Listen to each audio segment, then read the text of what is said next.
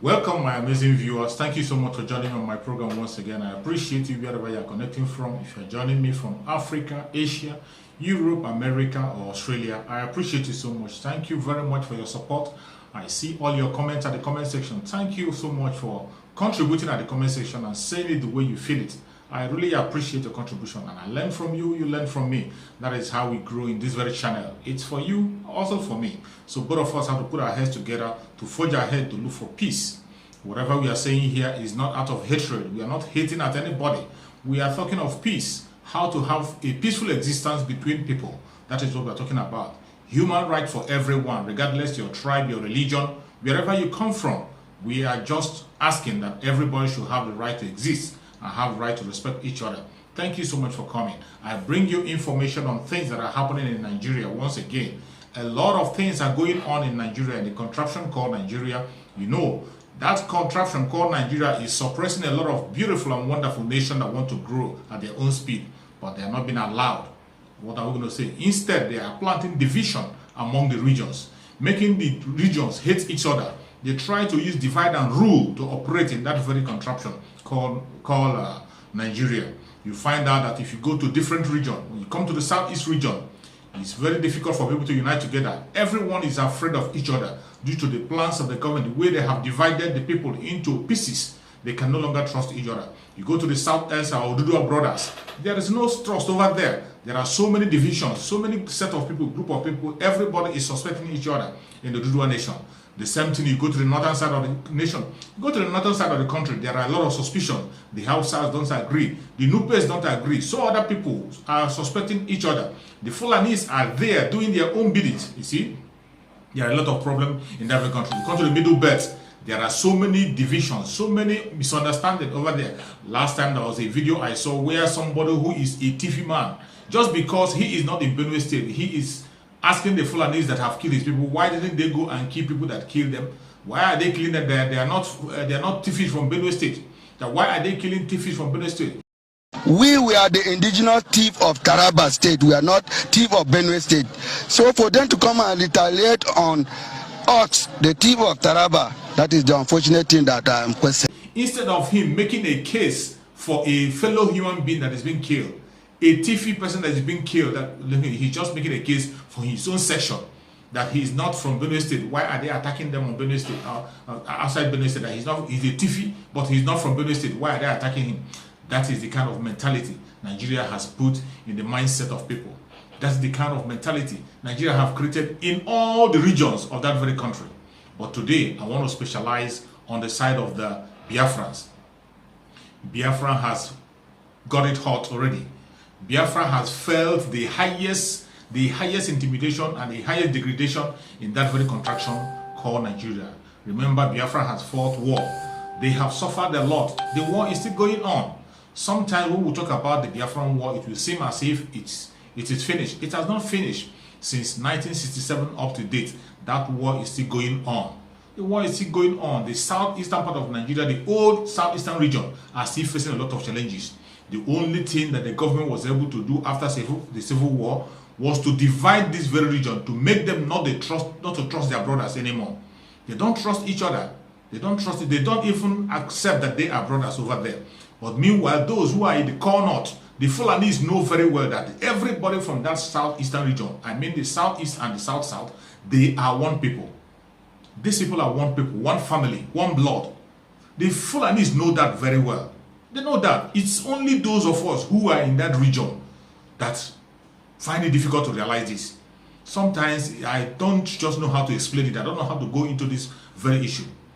The most important thing I want to talk about is about the Igbo Phobia in that very region.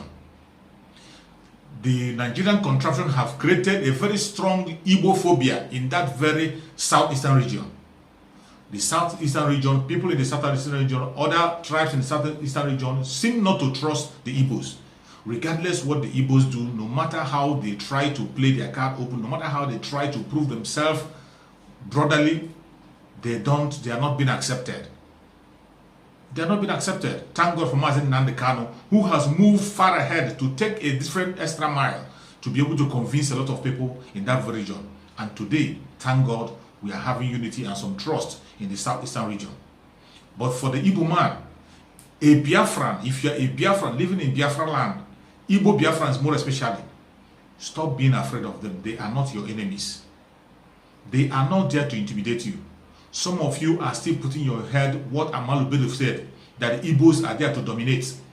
Igbos are not there to dominate. If you listen to Mohammadu Buhari, what he was saying, the domination he's talking about is just the sheer hard work of an Igbo man. It is undoubtable that Igbo people, they strive so much, they hustle a lot. They hustle a lot to make money by all means. That's why some people say Igbos love money. Every tribe loves money. There is nobody that you will give money or that will have a source that will make money that will not do it. They will not. They will always do it. But in the size of the Igbos, they go extra miles to make sure they succeed. They do not give up. It doesn't matter the environment. It doesn't matter the hardship they are facing. They strive and continue to struggle until they come up. And sometimes people misunderstand this struggling they are making for themselves as domination. It is not domination. How can somebody dominate you when somebody comes to your land? He doesn't fight you, he doesn't kill you, he only asks you for your property. If you want to sell it, he will ask you, how much are you going to sell? Most of the time, if you see some places that Igbos buy property, they buy the properties very, very expensive, more than the normal price that others buy. But still, they afford it and they buy it and own the property. Whatever an Igbo man wants, he goes for it, regardless of the cost. He will fight and struggle very hard to go. That is why they are in business. They start business with nothing and they succeed. People become surprised about the kind of success they are making. Sometimes they begin to attribute it to so many other things. Attribute it to domination. People say they are domineering. Being dominant, that is not being domineering. If an Igbo man comes to buy a property from you or comes to your land to use it, if you don't want him to get the property, he will not. If you refuse him the property, he cannot force you to get it. He wouldn't. He can't. He comes to your land, he rents a house, he wants to build a house, he builds instead of renting. Because building a house is much cheaper than renting. By the time you are renting, at the end of the day, you keep on renting without owning the house. But when you build your own, you build it and the house remains there, you continue your business, you will never be able to be bothering yourself about paying rent again. That is why they specialize on buying a land and build their own house. And wherever they go, even in the Fulani land, in Hausa land, any place they go across Nigeria, they build a home. They build a home. When you talk about one Nigeria, there can be no one Nigeria even without an Igbo man presence. It is an Igbo man that makes the one Nigeria important, that makes it possible. Because in every country, in every village in Nigeria, you will see an Igbo man. No matter how difficult that area is, you will see an Igbo man. How are they domineering? These people are wandering all around because there is nothing for them in the government. The government of Nigeria has made it so difficult that they have no plan for any Igbo person to succeed. Neither are they making any effort to integrate them into Nigeria. They promise integration after the Civil War, but as you and I know that there is no integration. The Igbos, Igbo Biafrans more especially, the Igbo Biafrans more especially have never been integrated into Nigeria. Not just the Igbo Biafran, all the Biafrans, only that only Igbos can speak out because they cannot be able to endure it. They are the kind of people who will not see something and will not keep silent. They will always talk when they see something. But this very intimidation includes every tribe in the old southeastern region. It involved them. It involved them. The inclusion is not there. The integration is not there. So they try to strive by themselves. Go to the southeastern part of Nigeria, you will not see any federal government presence. When I say the old southeastern region, south, and southeast, you cannot see any tangible federal government presence over there. And this is the area where the wealth of that country is coming from. These are the people who are holding the one Nigeria we're talking about, who will be happy with this kind of situation. Igbo man is not a problem. More especially, their brothers in the southeastern region. Igbo people, the Igbo Biafrans are not your problem. They are not fighting to dominate you. They are only fighting that they and their brothers will enjoy their wealth and have what is theirs. That is the only thing they are looking for. Their fight is not to dominate anybody, to kill anybody, or to intimidate anybody. No. It's a struggle of survival. That is what Igbos, that is the situation Nigeria have placed them. And they are struggling by all means to make their voice heard and to succeed. That is the only way out for them. It's high time we in the southeastern region, the Biafran people, begin to come together and understand each other. Let this war end within ourselves. We don't have to fight each other. We are one blood, one blood. We are one blood. Nothing can divide us. Stop listening to the division. Stop following those divisions that the contraption Nigeria has placed in our section. Stop following those divisions that they have given you, those names that they have given you to divide you. They give you several, you see them calling you Niger Delta. That Niger Delta is oil producing area. But most of the states that are occupied by the Igbo speaking Biafrans produce oil too. Have you asked yourself, why didn't they include them in the Niger Delta? Why are they not included? But they give you that name to make sure they demarcate you and separate you from your brothers. When they call you Niger Delta, you feel different. You feel very different. In Abia State, Nigerian government is drilling oil in a large scale. Imo State, they are drilling oil in a large scale. Other Biafran, other Igbo speaking Biafran states, they all have oil. Some have not started drilling some, but now. Why are you being confused because of that very title they give you? Why are you being confused? Some are holding to it very tight, so much that they cannot let go. You see the governor of Rivers State coming out to talk rubbish all the time, try to turn the people against each other in the old southeastern region, knowing fully well that Port Harcourt is part of Biafra, fully part of Biafra. Fully. You cannot talk of Biafra without Port Harcourt. They are fully involved in it. Fully involved. Even before the creation of the River State, Igbo-speaking Biafrans were there. They are among the people that built Port Harcourt. With their brothers over there, their brothers from Ijo. Most of the brothers Ijo, they are mixed up. They marry each other. They do things together. There was no problem. Not until Nigerian government came in and brought the divide and rule. After the civil war, they brought the divide and rule that you shouldn't associate with your Igbo-speaking Biafrans because they are the majority. They have a large number. And when I talk about majority, I don't mean a majority in the sense of intimidating people, because these people are one family. They are just one family. There is no majority, there is no minority in Biafra. All this issue of minority and majority was brought by this very Janjaweed. They are the one that created it. Then people begin to see themselves as minority. But initially, we were one people. We were one people in the southeastern region, and there is no demarcation. We are just the same people, sharing everything equal among ourselves. Why are we fighting? Why are you scared? Why the Igbo Phobia? Why the Igbo Phobia? That is my question. You see some of these people who are afraid of Igbos, they have not even had any interaction with an Igbo man before. It's much paining, it's much pain when it comes to the side of the southeastern region, old southeastern region, our fellow Biafrans being afraid of each other. It's painful. It's painful, in as much as we know there are some people who are bad. There are bad people everywhere. There are some people who are very bad anywhere, who you cannot be able to associate with. They are everywhere, and there are good people everywhere. But in the aspect of this very southeastern region, the brothers and sisters cannot be fighting and be afraid of each other because of what a stranger planted between us. Strangers. The Fulani planted this hatred, and we are holding on that hatred, holding it so strong that we don't want to let go. How are we going to move on with this? I thank God for Mazi Nnamdi Kanu. He has done a one. If there is nothing I would respect Mazi Nnamdi Kanu for, at least for the unity and the awareness he has created in the southeastern region. The unity that he had created in the old southeastern region, I will always applaud him for that. I respect him for that. It's only in the reign of Mazi Nnamdi Kanu that Ijos have realized that they are brothers with the Igbos. Efik are brothers with Igbos. We are just one people. One people divided by the Fulani Caliphate to make sure that they can be able to rule us. They are divide and rule system. We shouldn't be holding on it. Let us embrace our brothers and continue to move on. They planted this seed to make sure that people hate the Igbos. Just like our Yoruba brothers. Thank God for the reconciliation with the Yoruba brothers. Today, our Yoruba brothers have embraced us again. We embraced each other. We are fighting for each other and fighting for the same cause. But it was these same people that planted the hatred between the Igbos and the Yorubas. He planted the hatred between the Biafrans and Yorubas and Oduduas. But finally, here we are. At the long run, the truth is coming out.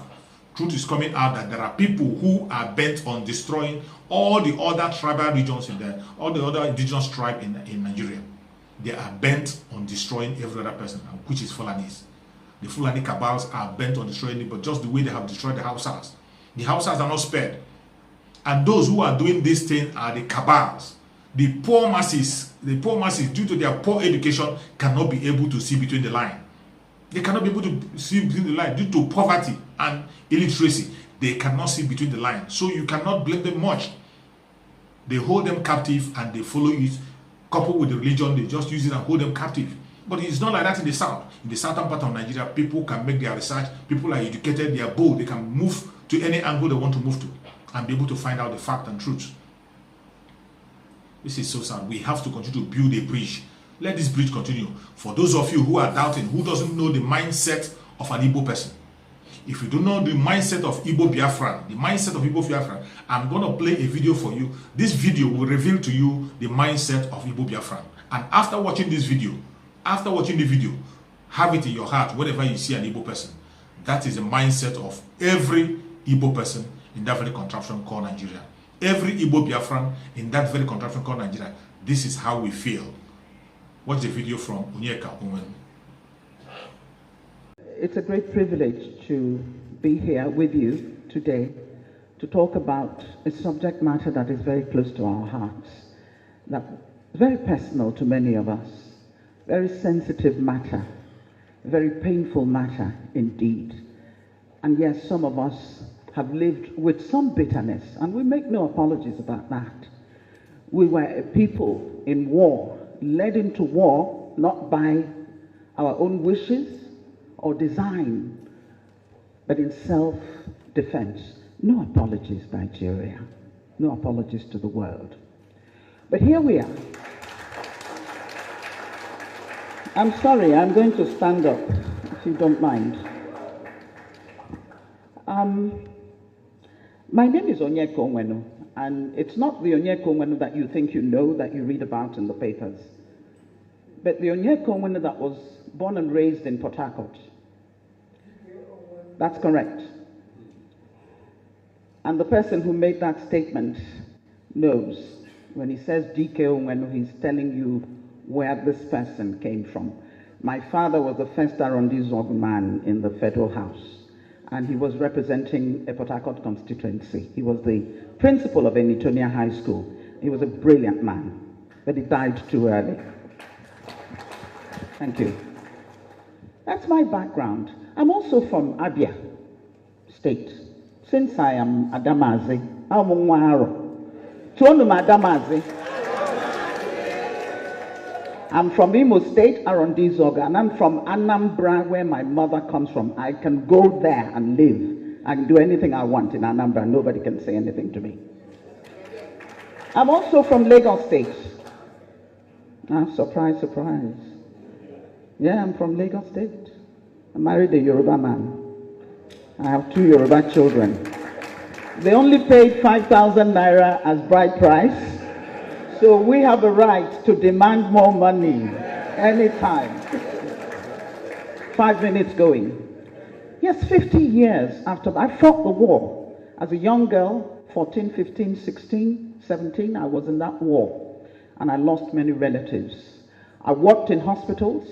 I carried babies who died in my arms. I treated old people who took days to die. People were dying out of hunger. Even our soldiers were dying out of hunger at a particular point. But thank God, we survived. You see, when my father died at 40, he was a politician and also a principal, but he didn't have much money. In those days, you had to keep your day job, even if you were a member of the House of Representatives. Yes, my mother, an Anambra woman, was a trader. Put your hands together for Anambra women. She was richer than my dad, so my dad would borrow money from her to buy the land, and he never paid back. You know how it is. And my mother dares not raise the subject again. At the end of the war, I could not go back to Port Harcourt. My home was abandoned property. Those of you who come from Port Harcourt know the story. A home that a widow, my father had just laid the foundation when he died in a motor car accident, on duty. A building that a widow, and living just adjacent to us, the Ikopus on Hospital Road, we could see you, we could relate. In fact, I thought we were related because every family in Port Harcourt was together. You didn't care where they came from or who they were. Once you're from Port Harcourt, every parent had the right to reprimand another child that you saw misbehaving. It was a beautiful town, but we couldn't get back to it. So for me, the Civil War never ended. At the end of that war, my father, oh no, it never ended. It's still going on. I had no family house. My poor mother went back to claim the property she was beating into a coma by people whom she had helped all her life and sent to school because she's an Igbo woman and now Port Harcourt belonged to another group of people. They forgot the sacrifices that the Igbos made. It's still going on. No apology has ever been made about that. The road that is now referred to Harold Wilson Drive used to be DK Owenu Road because of the sacrifice that people like the Owenus, the Ikopus, you know them, the sacrifices they made in building up Port Harcourt. Here I am. So I traveled outside thanks to my sister who was at Harvard at the time, who organized for the rest of us to come and go to school. But we all came back to do what? To develop Nigeria. I have tried, with the little talent that God has given me, to use it for the betterment of my society and my country. But can I tell you something? That if I were a Yoruba or Hausa woman, I would probably have had more patronage, I would have had more help and more support than I have got by my self-help effort to raise this country up. But I'm not asking anybody for anything. I put myself through school. My widowed mother did her best, but I was working 2 jobs in America to put myself through school. I didn't want to take Nigerian scholarship because they were giving it to everybody, those who deserved it and those who didn't. And many of them were not even in school. I put myself through school. Wellesley College and the New School for Social Research. I have no apologies to make to anybody. I am angry. I am angry at Nigeria. I'm angry at this government which seems to be letting us down. I am angry at us as a people. I am angry at my people in Igbo. Because if they have refused you, why are you refusing yourself? Stop complaining and do it for yourself. We've always been able to do that. How did we build Imo Airport? Nobody built it. We spent how many years raising money? I know it was my equipment that was traveling all over the country for concerts. I gave free concerts to build Imo Airport. That's who we have been. And I remember in those days, Purana, Imo State Union, Purana, Zetiobi, Dike Onwanofa, Oputa, Ikopu, you name them, Abba Korana, that's it. No dispute. Everybody follows the line and gets done what needs to be done. Let me tell you about Ndibo. Ndibo are wonderful people. Let me tell you about Ndibo. Ndibo are resilient.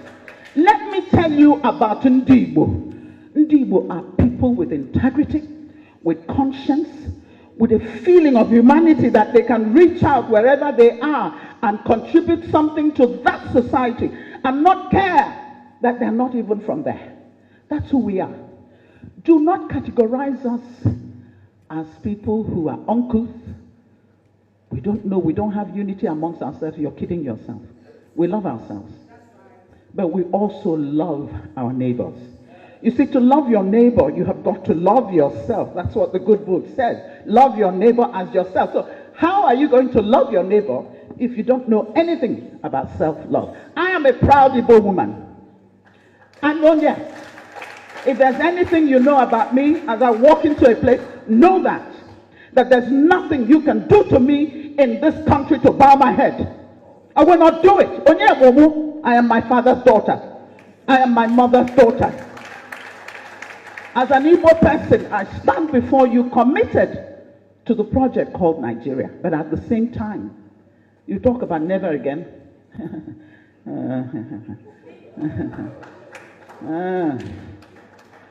With what is happening now, never again? I don't know. But I will soon take my seat. Let me say to the rest of Nigeria, you insult us, and sometimes we do the insulting as well, and that's terrible. We've come to a stage where we have to be insulting each other so badly. But go ahead. We will not succumb. We will not bow. We are children of God. We are here for a purpose. God has put us on this good earth for that purpose.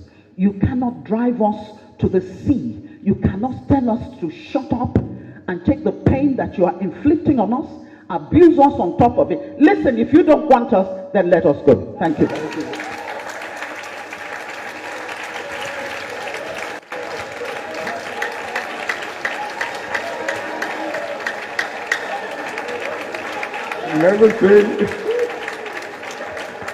Never seen Onyeka in this form before. After watching our mother, sister, and patriot, Onyeka Onwenu, that is exactly the way a Biafran feels. That is the way an Igbo Biafran feels. She said it in one word. She explained it all. I don't have to talk much. I don't have to say more. I can't say more than she had just explained. If you cannot understand her explanation and what I have just said now, well, God help you. We are not asking for trouble. We are not asking for destruction of anybody. All we are asking for is for peace, unity, and love, that we might exist together, love each other, have a nation that we'll be proud of. Long live Biafra. Long live Mazi Nnamdi Kanu. Long live Odudia Republic. Long live Igboho. I pray that all those who are fighting for freedom, even in the middle belt, even in the north, those who are asking for their freedom, that Almighty God will give them freedom and let them be free. Thank you so much for watching, and remember blessed. Bye-bye. See you again on the next video.